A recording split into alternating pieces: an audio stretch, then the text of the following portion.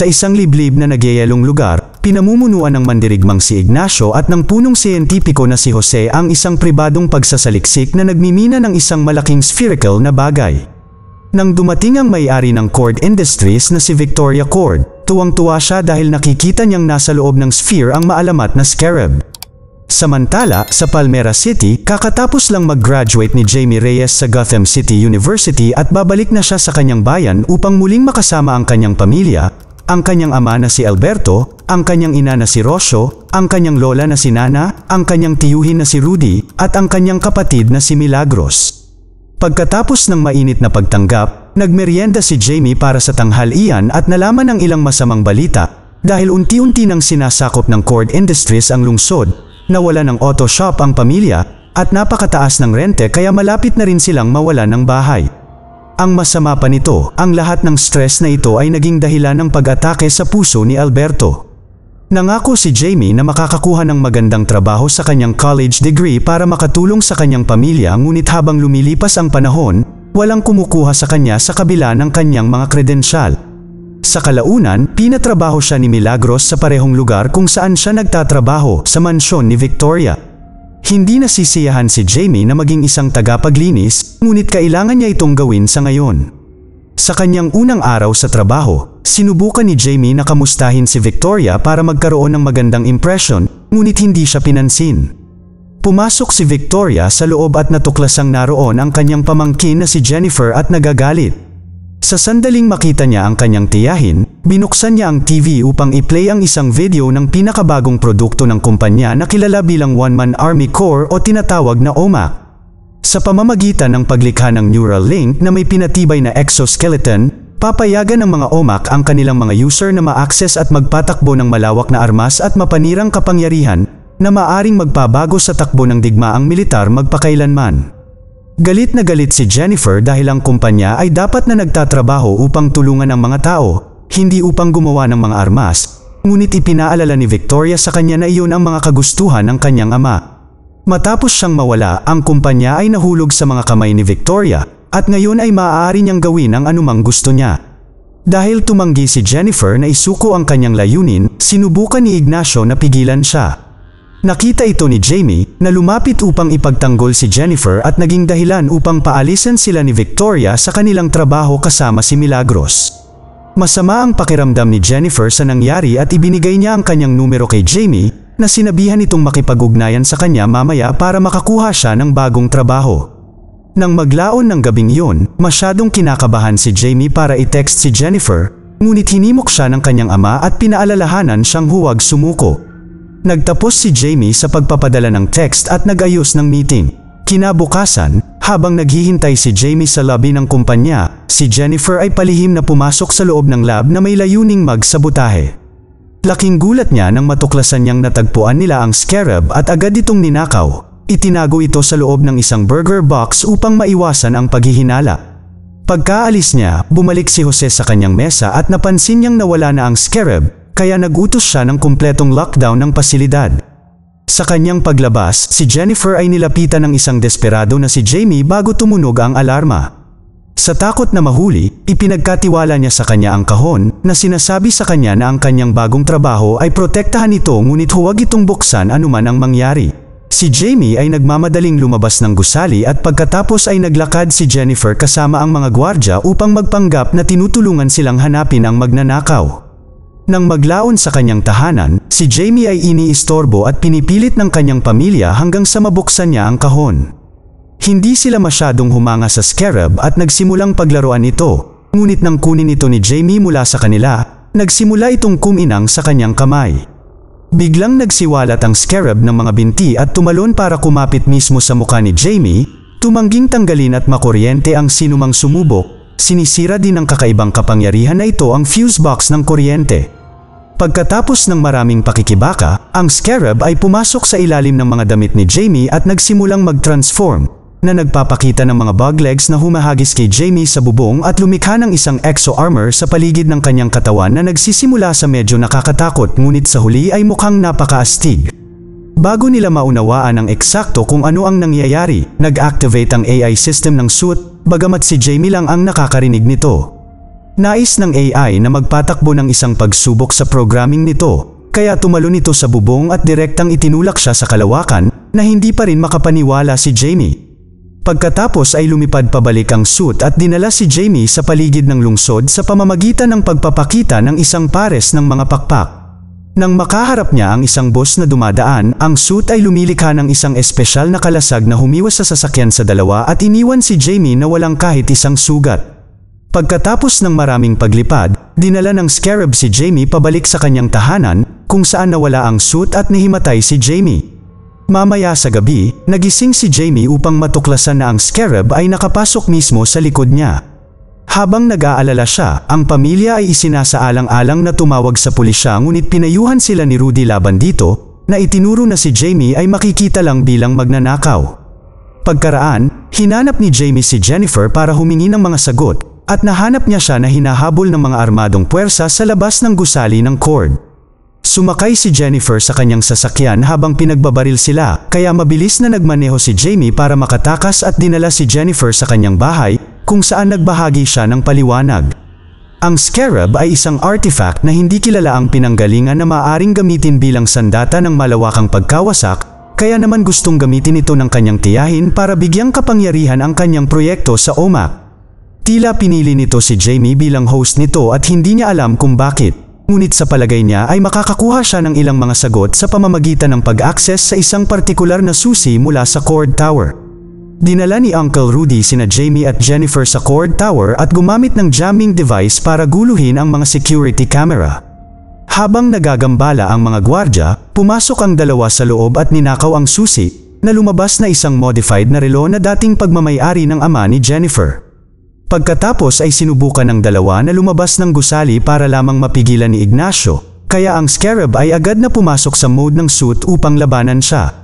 Bilang kapalit, ginagamit ni Ignacio ang kanyang hindi pa kumpletong OMAC para umatake pabalik at naganap ang laban kung saan ipinakita ng AI ang napakaraming uri ng mga armas na kasama ng suit. Dahil si Ignacio ay hindi nag-aatubiling magdulot ng mga pagsabog at paghagis ng mga kotse, ang AI ni Jamie ay nagiging mas marahas kada segundo sa pagbuo ng armas nito. Nang papatayin na nito si Ignacio, pinigilan nito ni Jamie, sinabing hindi siya kikitil ng anumang buhay. Biglang sumulpot sina Rudy at Jennifer sa truck at pinaputukan ni Ignacio ang sasakyan, dahilan para tumakbo si Jamie para tingnan sila. Ang kaguluhang ito ay nagbibigay ng pagkakataon kay Ignacio na gumanti at madaig si Jamie, ngunit bago niya ito mapatay, pinatamaan siya ni Rudy ng jamming device at ang tatlo ay nakatakas. Sa umaga ay nakarating sila sa lumang mansyon ni Jennifer, kung saan nakapasok siya sa isang lihim na pugad gamit ang relo. Napag-alaman na ang kanyang ama ay dating superhero ng lungsod na kilala bilang Blue Beetle at ginamit niya ang kayamanan ng kanyang pamilya upang lumikha ng maraming gadget at teknolohiya upang labanan ang krimen. Pinili ng Scarab si Jamie sa parehong paraan na pinili nito ang orihinal na Blue Beetle ilang taon na ang nakalipas, at ang orihinal na bayaning iyon ay naging mentor ang ama ni Jennifer. Sa kasamaang palad, hindi kailanman pinili ng Scarab ang ama ni Jennifer, ngunit ginugol pa rin niya ang kanyang buhay sa pag-aaral ng higit pa tungkol dito at tinanggap ang pangalang Blue Beetle sa kanyang sarili hanggang sa siya ay nawala. Habang si Rudy ay naghahanap ng solusyon sa problema ni Jamie sa lumang computer, pumunta si Jamie sa banyo at napansin ang isang sugat na kumikinang na asul, ibig sabihin, ang Scarab ay unti-unting sumasanib sa katawan ni Jamie sa pamamagitan ng pagbabago ng kanyang pisyolohiya mula sa loob ngunit mabilis din na gumagaling ang sugat niya. Pagkatapos ay sinisikap ni Jamie ang kanyang makakaya upang aliwin si Jennifer, na nalulumbay sa kalungkutan dahil sa pagbabalik sa bahay ng kanyang ama. Maghahalikan na ang dalawa ngunit nag-ambala sila ni Rudy, na nagpahayag na mayroon siyang bagong impormasyon. Ang Scarab ay hindi kailanman maaalis sa katawan ni Jamie hanggat siya ay nabubuhay dahil ito ay nakabuo ng isang neural bond sa kanya at nagsisikap na protektahan ang host nito sa anumang paraan. Hindi natutuwa si Jamie sa balitang ito at pakiramdam niya ay nadala siya sa isang kakilakilabot na sitwasyon, ngunit inaliw siya ni Rudy sa pamamagitan ng pagmumungkahi na siya ang pinili ng Scarab sa kadahilanang hindi pa rin nila naiintindihan. Samantala, nalaman ni Victoria ang tungkol kay Jamie na mayroong Scarab at ipinadala ang kanyang pribadong militar sa bahay ng mga Reyes upang hulihin siya. Sa sandaling iyon, napansin ni Jamie, Jennifer, at Rudy ang helicopter ni Victoria na lumilipad patungo sa bahay ni Jamie, kaya sinubukan niyang gamitin ang mga kapangyarihan ng suit nang hindi nagtagumpay. Sa pag-alala na palaging poprotektahan siya ng Scarab, tumalon si Jamie at sa wakas ay nag-activate ang suit para iuwi siya. Sa bahay ni Reyes, pinalibutan ng militar ang lugar at marahas na kinaladkad ang pamilya sa labas, na pinatumba ang kandila sa proseso.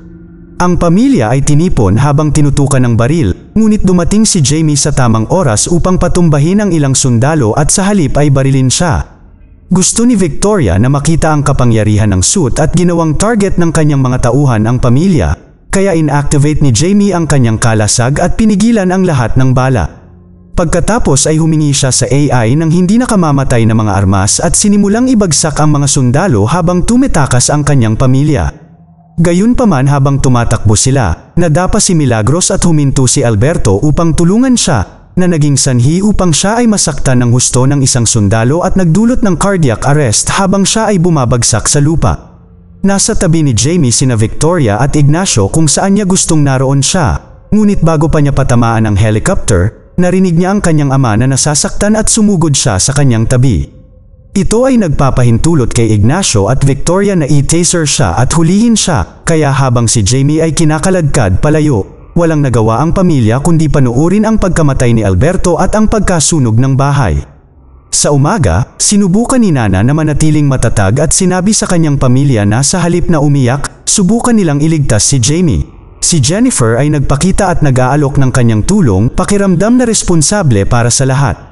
Dinala niya ang pamilya sa tirahan ng Blue Beetle at ipinakita ang binagong sasakyang panghimpapawid ng kanyang ama na tinatawag na Bug, na mabilis na lumipad palayo kasama ang lahat. Nagbibigay din ito sa kanila ng isang bungkus ng mga gadget upang lumaban. Si Milagros ay pumipili ng isang guantes na may iba't ibang mga opsyon, ngunit sina Nana at Rocio ay pumili ng mga range na armas. Pagkatapos ay gumawa sila ng planong pag-atake. Sa isang fortress sa Paco Island, ikinonekta ni Victoria si Jamie sa isang makina para kunin ang coding ng Scarab at ilagay ito sa gumaganang database ng kanyang OMAC armor na papatay kay Jamie sa proseso. Nakakonekta rin si Ignacio at ang kanyang body armor sa makina at matatanggap niya ang code para maging unang OMAC Exo Armor host. Nagsimula na ang proseso ng pagkuha at napasigaw si Jamie sa sobrang sakit. Ang neural overload ay halos wakasan ang kanyang buhay, ngunit sa halip, siya ay pumasok sa isang comatose state. Dito siya ay may pangitain sa kabilang buhay at binisita ni Alberto, na tiniyak kay Jamie na ang kanyang mas malaking layunin sa buhay ng pagkuha ng Blue Beetle Mantle. Habang tinatanggap ni Jamie ang Scarab bilang kanyang symbiotic na tagapagtanggol, sa wakas ay natapos nila ang pag-synchronize sa isa't isa ng perpekto. Sa kasamaang palad, ang paglilipat ng code ay nakumpleto pa rin at si Ignacio ay nakakakuha ng mas malakas at pinahusay na bersyon ng OMAC armor. Samantala, ibinagsak ni Rudy ang Bug sa kuta dahilan upang paputukan sila ng mga gwardya. Gayunpaman, ang Bug ay masyadong malakas para masira at patuloy lang sa paglalakad, na tinatamaan ang mga sundalo gamit ang mga binti nito sa daan. Nakahanap si Rudy ng isang espesyal na button at pinindot ito para magpalabas ang Bug ng asul na usok na mabilis na nagpatulog sa mga gwardya. Pagkatapos ay pumasok sina Milagros at Jennifer sa gusali at nakatagpo ng malaking set ng OMAC suit na pinapagana ng enerhiya ng Scarab. Sinisira nila ang mga ito gamit ang ilang mga pampasabog na gadget, ngunit ang nagresultang pagsabog ay gumuho sa bahagi ng kuta at pinaghihiwalay ng mga labi ang dalawa. Sa lab, sa wakas ay nagising si Jamie ngunit hindi pa niya magagamit ang suit dahil dumadaan ito sa pag-reboot ng system. Sa sandaling iyon, sa wakas ay natigilan si Jose dahil pagod na siya sa mga racist at mapang-akit na trabaho ni Victoria, kaya binuksan niya ang pinto para makatakas si Jamie. Pagkasara mismo ng pinto, pinatay ni Ignacio si Jose at sumabog ang lab, ngunit buhay si Victoria salamat sa proteksyon ni Ignacio at umalis upang makuha si Jennifer. Habang nagmamadali siyang hanapin ang kanyang pamilya, nakatagpo si Jamie ng isang grupo ng mga sundalo at sa tingin niya ay ito na ang huling buhay niya. Ngunit sa kanyang pagtataka, dumating si Nana upang iligtas siya at natalo silang lahat sa ilang segundo. Pagkatapos ay pumunta sila sa Bug at muling nakita ni Jamie ang kanyang ina, ngunit nang malaman niyang nawawala sina Milagros at Jennifer, nagpasya si Jamie na bumalik upang iligtas sila. Sa kuta, ipinagtatanggol ni Milagros ang sarili mula sa mga sundalo gamit ang kanyang guantes, na lumilikha ng isang higanteng kamao ngunit nagiging isang kalasag din. Hindi nagtagal ay napalibutan na siya, Ngunit sa sandaling iyon ay nagpakita si Jamie at handa na sa wakas ang kanyang suit. Salamat sa ganap na pag-synchronize, kaya na niyang gamitin ang kontrol ng armor ng Scarab ng perpekto sa pamamagitan lamang ng kanyang utos, kaya madali para kay Jamie na talunin silang lahat sa loob ng ilang minuto.